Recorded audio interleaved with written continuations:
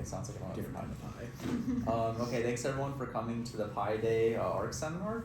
We have today a fellow ArcSpos graduate student of mine, Aaron Steiger. He's going to be telling us about BICEP array. So take it away, Aaron. Thank you, Eli. Yeah. Like we just said, my name's Aaron. I'm a third-year graduate student. I work on the BICEP array with Jamie Bach. And in this talk, I'm going to talk about the science goals of BICEP array, searching for cosmic inflation. I'll talk about what our data structure looks like, how we interpret our data to achieve those goals, and then I'll talk a little bit about the state of the experiment right now and where we're headed. And I'm intending for this to be a pretty informal talk. If anyone has questions or comments, you can interrupt me at any time. I know there are a lot of theorists in the room. I'm not a theorist. If I say something that you are very confident is wrong, you can correct me. I won't be offended. But with all those disclaimers out of the way, let's get started. So this is a timeline of the history of the universe. We have the Big Bang at t equals 0. The main idea is after the Big Bang, the universe is filled with hot, dense, opaque particles, hot, dense, opaque subatomic particles. After about 1 microsecond, the universe has cooled enough so that the first protons, neutrons, and electrons can form. The universe continues to cool and expand. At the age of about 0.01 seconds here, we have nuclear fusion. And 3 minutes later, we have the first hydrogen and helium. At this time, protons and neutrons, it's cold enough that those can be bound, but electrons are still free. The free electrons bounce, scatter off these nuclei. After 380,000 years, the last free electrons are bound. The universe is cool enough to the point there are no more free electrons. The first neutral hydrogen can form, and at this point, the universe is no longer opaque. Okay, so the universe continues to cool and expand. After about 200 million years, gas and dust connect into the very first stars. 200 million more years, we get galaxies. And eventually, 13.8 billion years, and we're at the present day. Here we are now, and we can look back and probe the history with experiment. The light scattered from those last free electrons before they were bound into neutral atoms is measurable today. We refer to this light as the cosmic microwave background, or the CMB. Since the last scattering of free electrons, the universe has expanded and cooled significantly. Today, we can detect the CMB as a nearly isotropic black body spectra at approximately 2.7 Kelvin.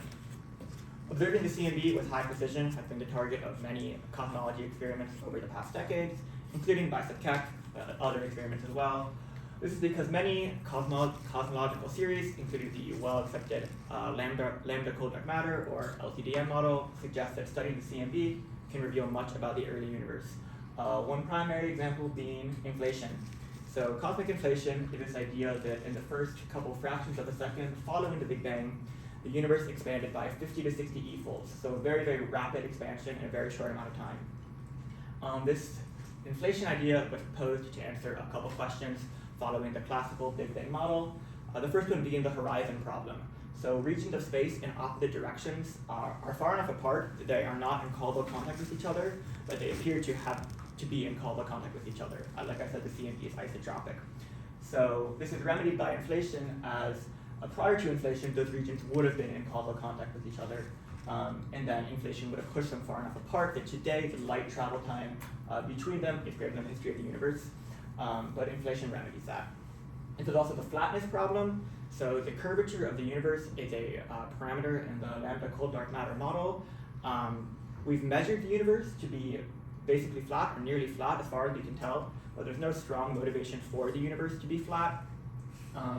So inflation helps us here because it suggests that if the universe had a non-flat curvature prior to inflation, the rapid inflation would have basically stretched out that curvature, so today it would appear flat. And there's also the monopole problem. So the standard model of particle physics allows for the existence of magnetic monopoles. There's no strong motivation for why they shouldn't exist, but we haven't detected any in any field of physics. So inflation helps here because it allows you to have a low magnetic monopole density prior to inflation, and then after inflation, the magnetic monopole density would be so low that it wouldn't be detectable by any modern experiment. Sorry, I have a question. Yeah, go ahead. Why would that apply to like the magnetic monopoles and not like electric monopoles? Like, why is there a difference between them, how they're affected by inflation? Well, it's just that we haven't measured magnetic monopoles. We have measured electric monopoles, Yeah. right? We have protons and electrons. But we haven't measured magnetic monopoles. Yeah. But there's no reason why they shouldn't exist. Like the standard model allows for their existence. Okay. So it's more of a band-aid fix rather than like a deep theoretical implication. But it says you can have magnetic monopoles, allow for their existence, and if they're just low, just very uncommon prior to inflation, then after inflation they'd be basically impossible to detect.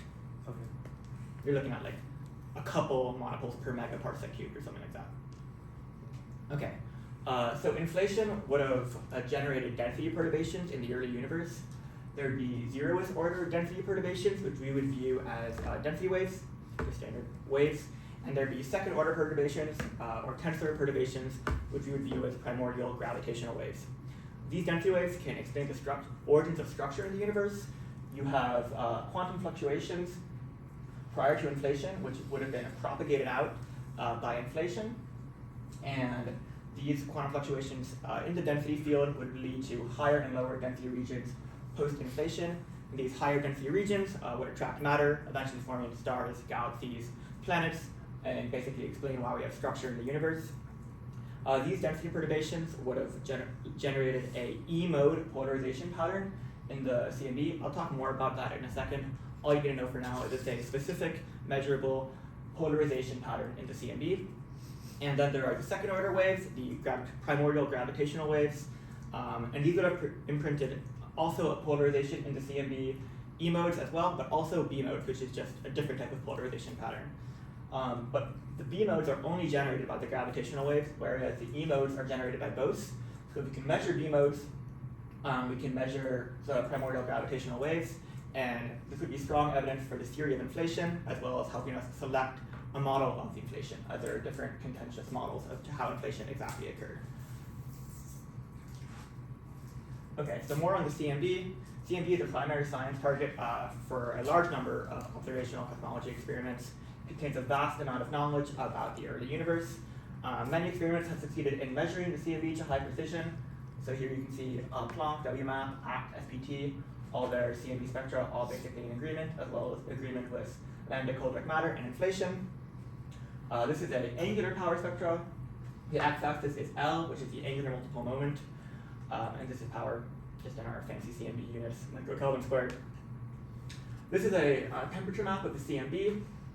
So I just told you the CMB is isotropic, and here it's very clearly not. This has been mean subtracted, and there's also a dipole moment in the CMB that comes from the Earth's motion relative to CMB. That has also been subtracted. So this is basically a first and second, or zeroth and first order subtracted map of the CMB. That's why you get hot and cold spots.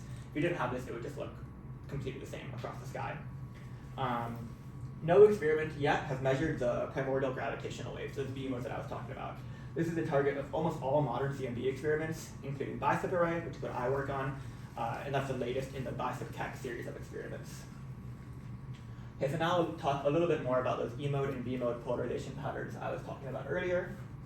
So if you imagine the density waves I was talking about earlier, the density waves generated by inflation, and you look at how an electron that's scattered would see it, it would look something like this, where you have hot regions and cold regions. Basically, the hotter regions are where it's more dense, and the cold regions are less dense.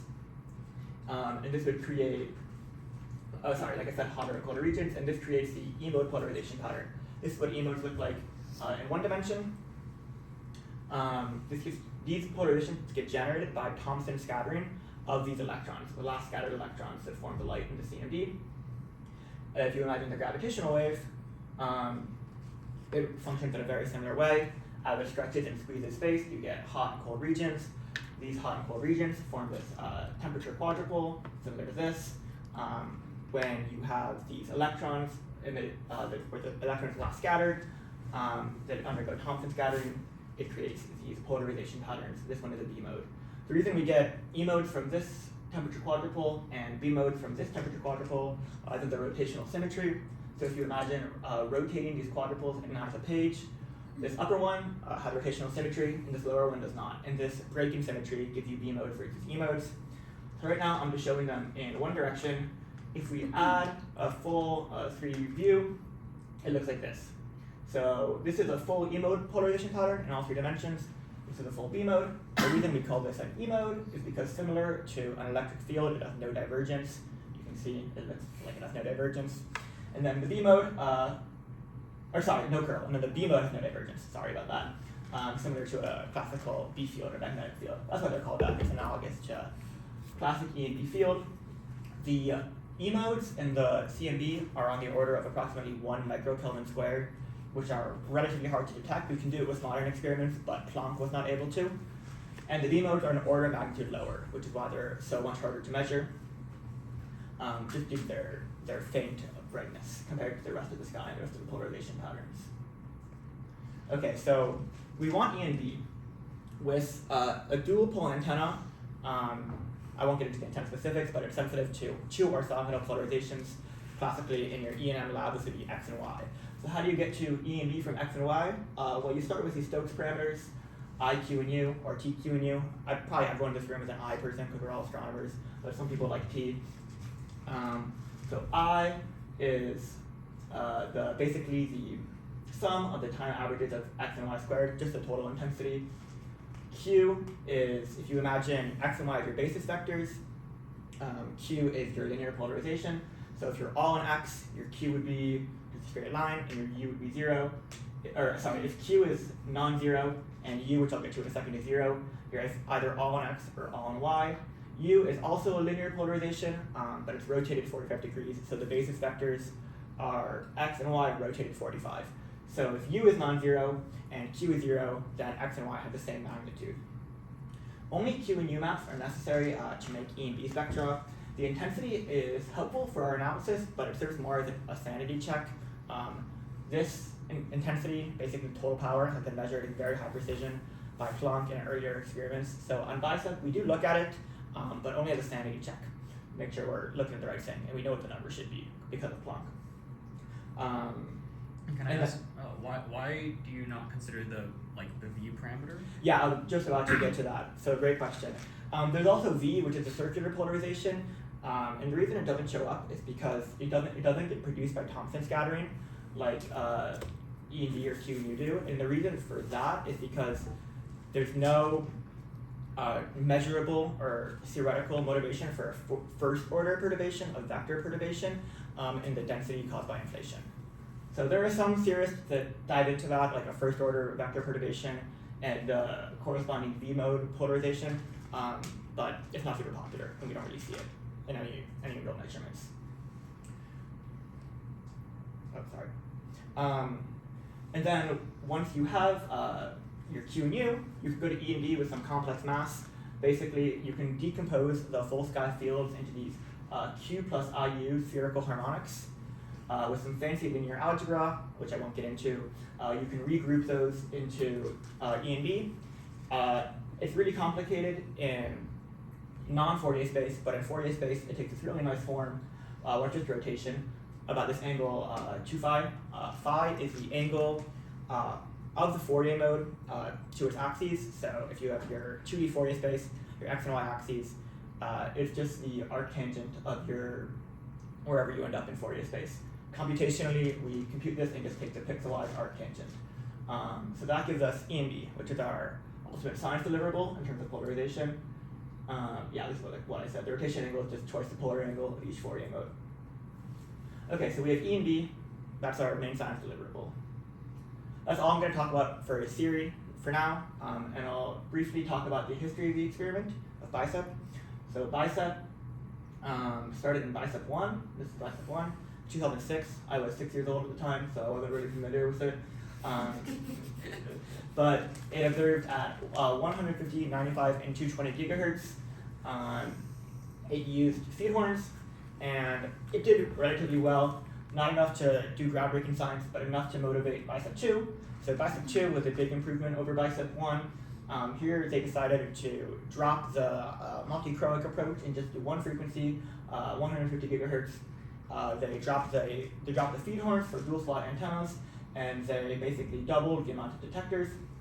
BICEP 2 was a big success, delivered a lot of good science, and motivated the generation of the Keck array. So the Keck array, funded by the Keck Foundation for Science, was basically the BICEP2 receiver copied and pasted at multiple frequencies, 95, 150, and 220.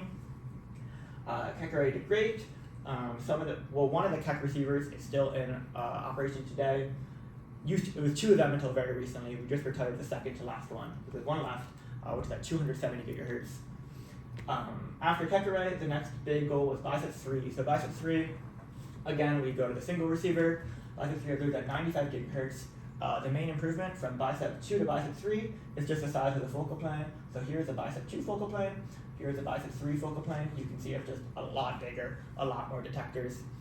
This is around the point when the detector fabrication was good enough that our detectors for our power and our frequency range were noise limited, which means the only way to do better science is to have more detectors and observe for longer. So that's what we did. We just put a bunch more detectors on BICEP3. BICEP3, a real workhorse of a machine, still doing great science today, motivated the creation of BICEP array, which is what I work on, and it's the ongoing development.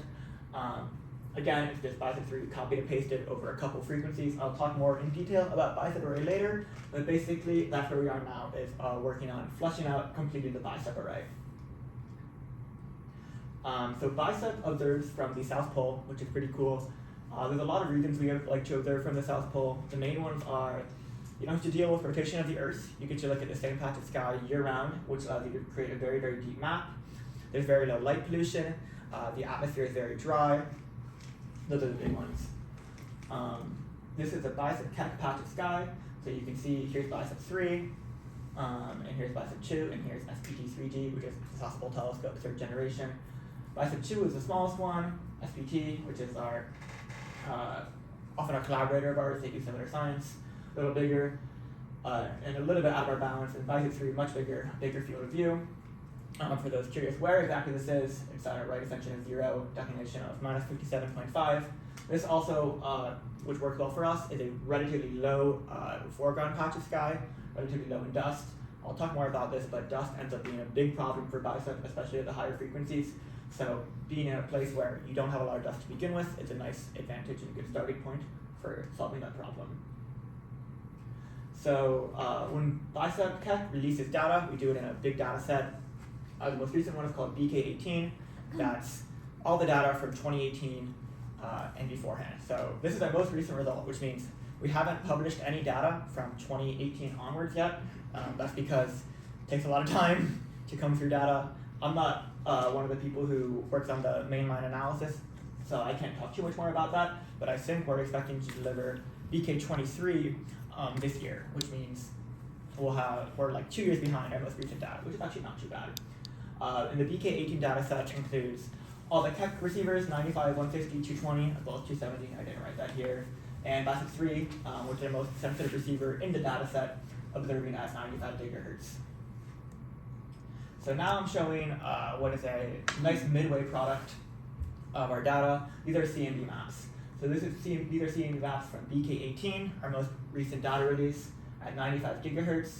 So we have T or I, temperature, Q and U, as well as the noise maps for those three.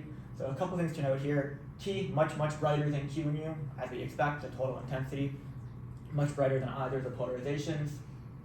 Q and U are approximately on the same level, which we do expect, and their noise is also approximately on the same level, which is nice. We do get a lot more noise on the outside of the maps due to apodization, but this is handled in the pipeline. Same maps, now we're at 150 gigahertz. The main change here is the map size goes down. Yeah? When you say noise, what exactly are you calling your noise? Is just the instrument or including atmosphere? Or? Yeah, all noise sources. So systematics, instrument, foregrounds, photon noise, those are the big ones. Yeah. So here the field of view gets smaller because we don't have BICEP3, which just has a bigger field of view than the Keck receivers. Other than that, it looks a lot like the 95, and probably, unless you're a CMB expert, I don't think you can tell this is 150 versus 95. And then there's 220. So 220, you can tell, even if you're not a CMB expert, you can tell it apart because of what's going on over here. So if you look in this bottom right region, you can see the map starts to blur. This is dust. So dust is a big problem at the higher frequencies, like I alluded to. You start to see it at 220. It's prominent in the CMB maps. We have ways of combating it that are in progress. Moving on from the maps, we have the maps. We want to see, okay, do these maps make any sense? So what does lambda CDM predict? Well, it tells us two things. One, it should be the universe is isotropic, and two, it should be emo dominated. If you have isotropy and emo domination, then your Q and U versus E and B expression takes this really nice form. Basically, the BMO term drops out, and Q and U just become attenuations of E, which go to 0 at specific angles. So Q goes to 0 at 45, 135, whenever this argument is 0, and then U goes to 0 at 0, 90, 180, so on and so on. This suppression breaks rotational symmetry and gives us a plus pattern in Q and a cross pattern in U.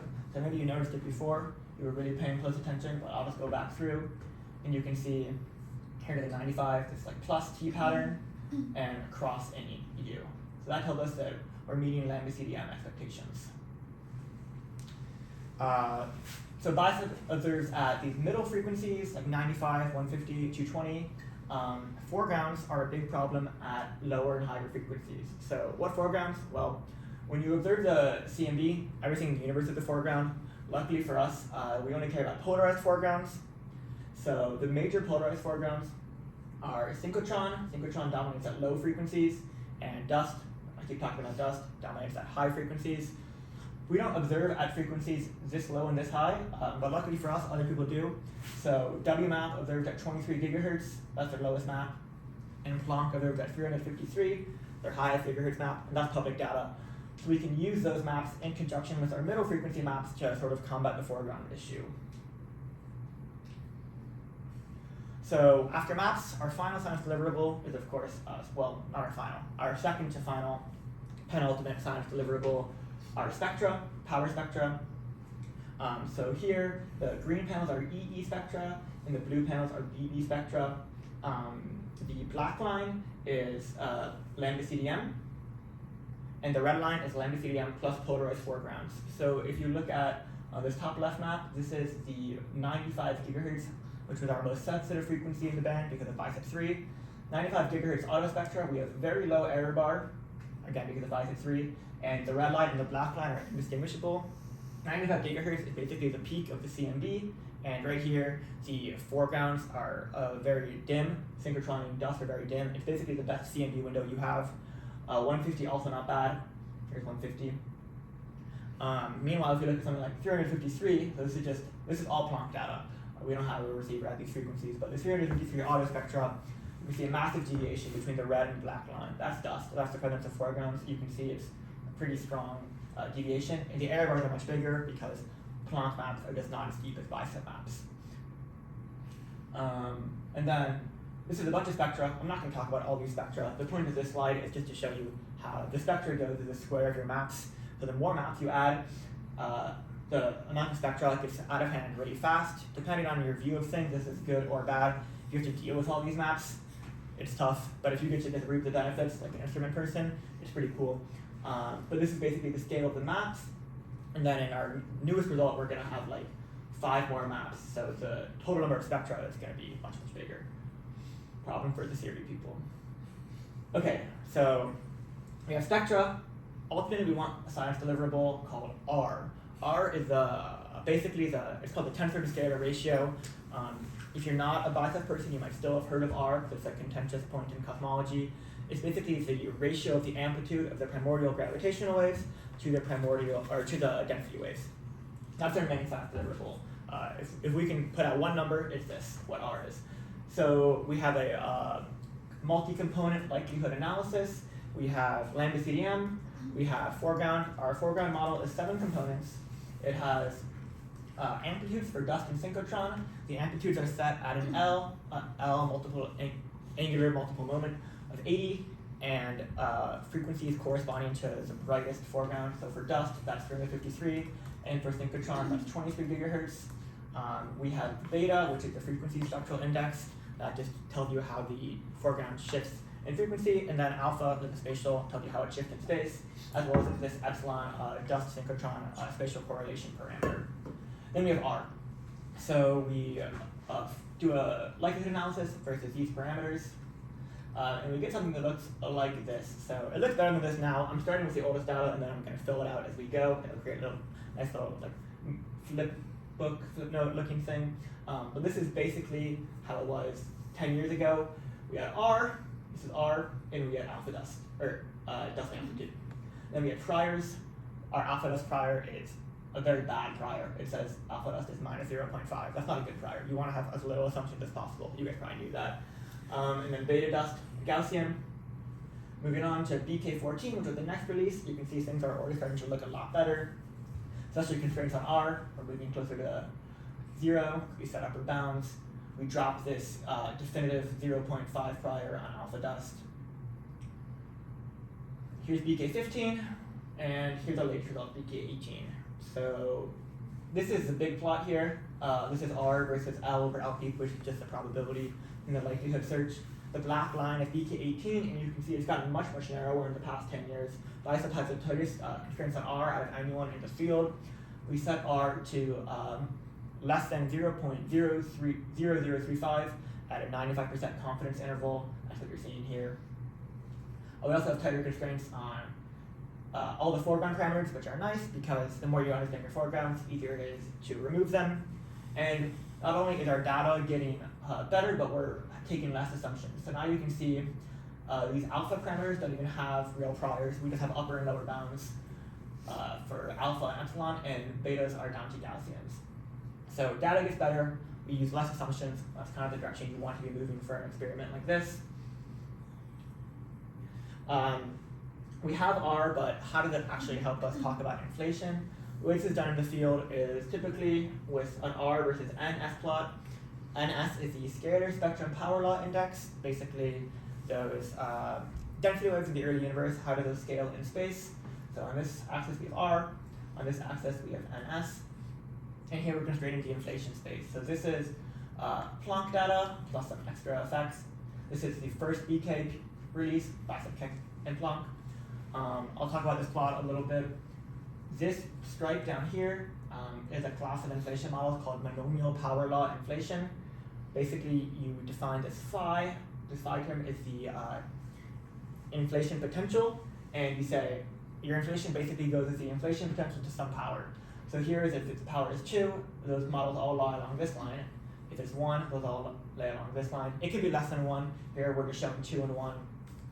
These bounds are the number of e-folds. So we predict the number of e-folds to be between 50 and 60. That's generally agreed upon by cosmologists. When we add more data, our constraints get better. Keep adding data, and we get here, which is BK18. So our tightest results so far. We also got better at making plots. We decided to color this bar in, so it's more clear that this is a class of models now. Here's phi to the 2/3 because we got low enough on R that regions less than, or potentials with power less than 1 started to become of real interest. But here we're saying 2/3 also not likely based on our data. This purple bar here is a class of inflation models called natural inflation, also bounded by n equals 50 and n equals 60. So what we're saying here is basically, given the latest BICEP data, and assuming you want to be between n equals 50 and n equals 60, which generally, according to convention, you do, you don't have monomial inflation with any phi power greater than 2/3, and you don't have natural inflation. So even though we're just setting upper bounds, we're still ruling out lots of classes of inflation models, which is really relevant for theorists as well as us, because we get to keep getting funded and keep pushing this number down. Can I ask a question? So, Yeah. Oh, is there some reason why people think there's some upper bound on the number of e-folds? Is that needed? It's very roughly based on the size of the universe now. I can't tell you more than that. I'm an inflation theorist. Yeah. How am I supposed to interpret the label of no B modes versus with B modes? What does that mean? No B modes is just no polarization data. So that's Planck, as well as some other things, and they just don't have B mode data. They didn't have sensitive enough polarization maps at the time.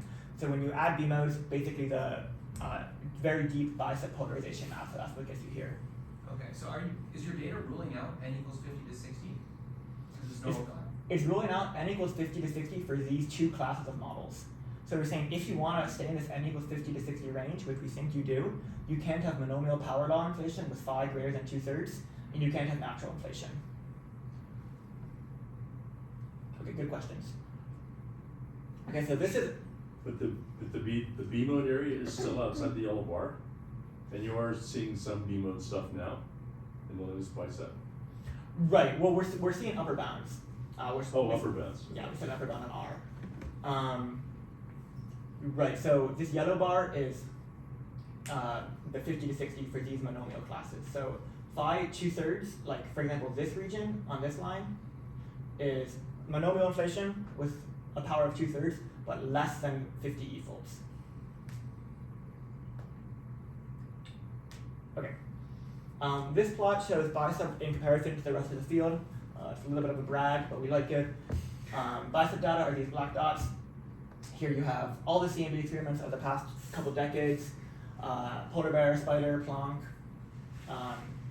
ACT pool, SBT pool. You can see wherever bicep has data, we're extremely competitive, basically setting the field standard. Especially at multiple moment of less than 100, bicep has the tightest constraints, the lowest noise. You can see we have a couple models for R here. These dashed lines are R of O1 and R of O3, and we have lensing, gravitational lensing, plus R of O1 and lensing plus R of O3. So gravitational lensing becomes a problem when you get really, really sensitive, because gravitational lensing can turn E modes into B modes. And when you're at this noise level, that becomes a problem. So you can see here we're kind of lensing limited, i.e. we need a solution for the lensing problem before we can really push our noise our noise level any lower. I'll talk more about our solution to that in a minute, but it's a good thing to keep in mind for now. And then this is a couple of our band powers plotted against our foreground. So I've talked about how our foregrounds are a problem. You can see synchrotron here, dust here, and some lambda CDM with R of O5 and R of O1. This is the BK15 release, and here's the BK18 release. So the big thing to note here is the 95 noise level gets a lot better with bicep 3, but all of our noise levels go a bit down.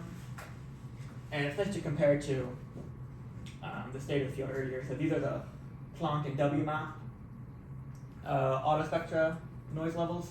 So you can see kind of proof of what I was saying earlier, how much deeper the bicep maps have gotten than these initial CMB experiments.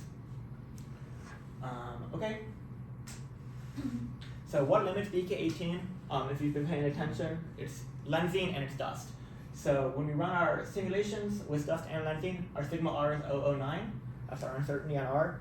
If we drop dust, we go to 007, which is like a order of 20% improvement, which is not amazing, but at this point, we take everything we can get. So we have 95 and 150, which are really the two best CMB windows, which is why dust is not a massive problem for us. But if we could solve the dust problem, we would do this improvement, which we do want. At this point, any improvement is great improvement. And if we drop lensing, we go from 009 to 004, so approximately 2 times better. So that's our bigger goal, is dropping lensing. I'll talk about our plan to do that in a second, but it's pretty difficult. If we drop lensing and dust, we go to 002. From 009 to 002, that's like an 80% improvement. And that's ultimately where we want to be with bicep array, if things go according to plan. Sorry, Yeah. question. What is setting your sigma at that point when you have no lensing and dust? Like what's limiting it? Good question. Basically photon statistics, as well as observing from the atmosphere. So if we can go to space, this would get lower. I hope we can go to space in the next like 20 years. Some people think, because it keeps getting put in this decadal survey, a CMB, so the optimists in the field are thinking about a US CMB satellite, which would push this number to an order of magnitude lower, but we're not there yet. Okay. It's like impractical to observe for longer, push that down, or No, it's not impractical. It's just it goes through N. okay. So you just gotta observe. If you want like a 10 times improvement, you gotta observe for like 100 times longer. But we're trying. That's certainly the plan. We're also hoping at a certain point we just measure R. Right now we've only set upper bounds, but if we could get a detection on an upper bound, then you don't need to be any more sensitive. So we're hoping to do those bicep array. Yeah. Sorry, our theorist brain speaking in. What does it mean when you say you're dropping these parameters? Like, is this like you're doing your Bayesian analysis against different models, or? Yeah, so we do our simulations, which is where we do like 500 draws of lambda CDM plus R plus foregrounds. And we have different sim types. In some of them we don't include foregrounds, and then in some of them we don't include lensing, and then we get different noise levels. So why would I trust a model where you have removed your main noise sources, or trust results where your model removes those noise sources? Well, they're not results; they're just like simulations. Like we're not publishing these. I see. So this is like projections if you can get rid of these noise sources. Right. Okay. I Yeah, see. yeah, good question. Okay, so this is just a chart of our sigma r over the years. This is a chart we put in funding proposals. Give us money, we did this. So here you can see sigma r is a little bit better than 10 to the minus 2. And here's how we predict sigma r to improve without delensing. Here's how we predict to improve with delensing. So this is a little bit of a sneak peek of the plan, but we're going to work with FPT-3G, Hubble Telescope third generation, to do that. And then up here we just have our progress over the years. Here we got hit by COVID, here we got a big BICEP array, here are all the noise levels over the years. The main takeaway is this: we need lensing to significantly push our noise level lower. We need to deal with the lensing. Yeah. Why are there like kinks in the plot, like predicted, like at 2025 there's like a change in slope? Because this is when we expect to finish BICEP array. Okay. Good question. By finish I mean like all the receivers and they're fully outfitted with detectors. Okay. So just a lot of stuff like suddenly comes online. Right, exactly.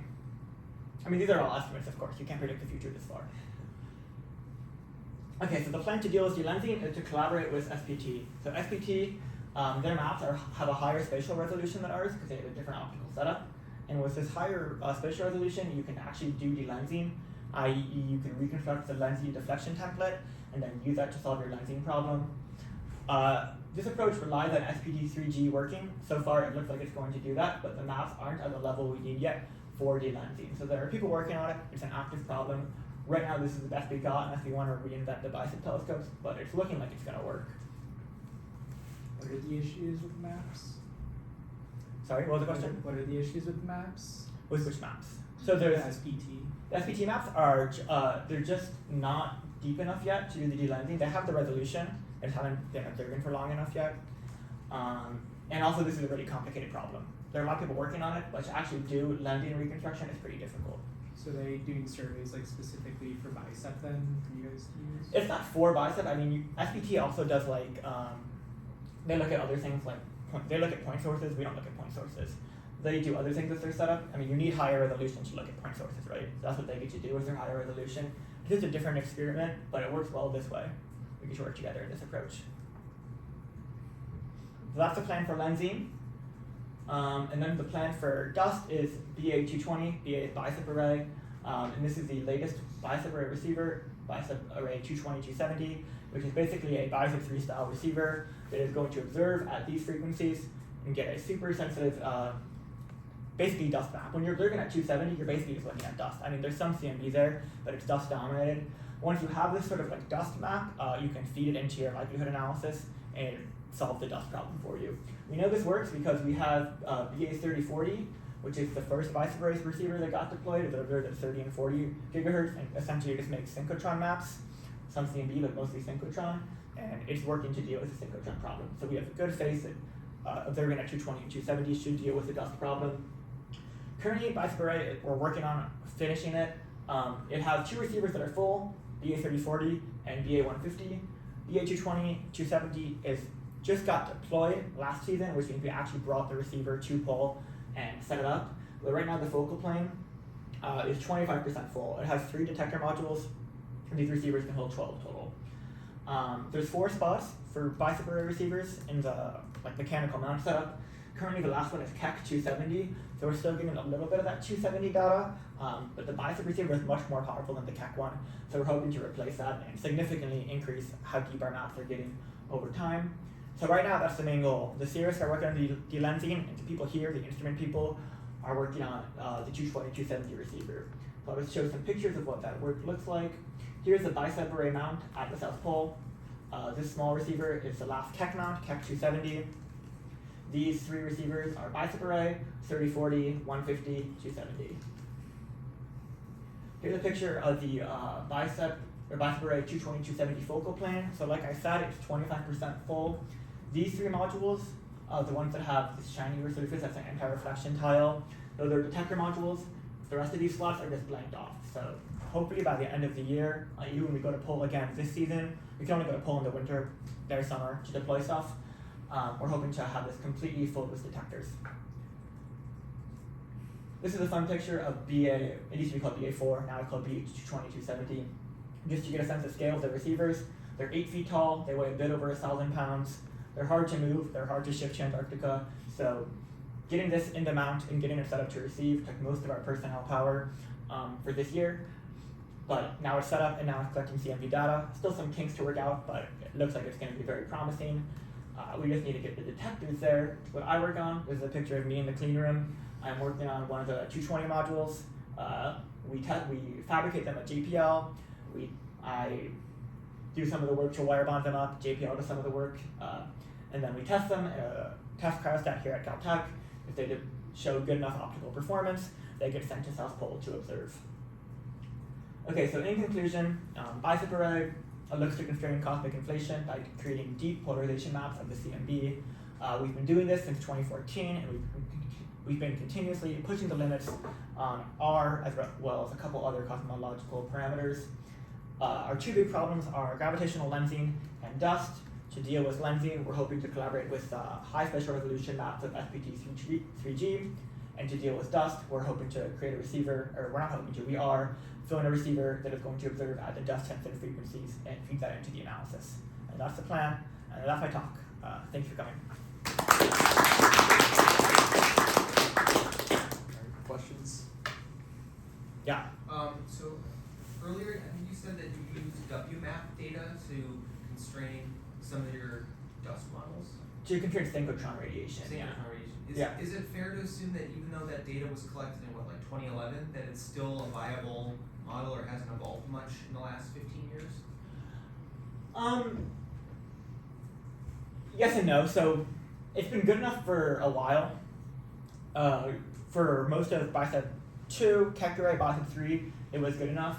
Nowadays, if we wanted to match the level of BICEP array, it's no longer enough. That's why we have BA3040, which also observes not at 23 gigahertz, but at 30, which is basically the same in terms of synchrotron. So to answer your question, it was good enough for a while. Nowadays, we're kind of taking the matter into our own hands. Yeah.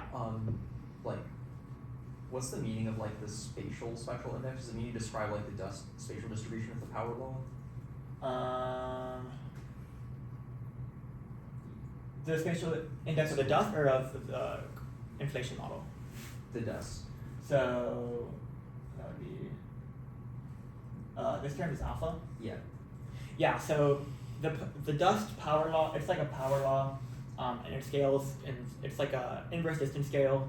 So you say at a distance scale of like 1 inverse megaparsec, how bright is the dust? And this alpha term controls your how that scales. So the amplitude is set at L of 80. L is angular eliptical moment, and then you want to say, okay, what's the dust like at L of 50? Well, it's just you plug in L of 50, and this parameter does the scaling for you.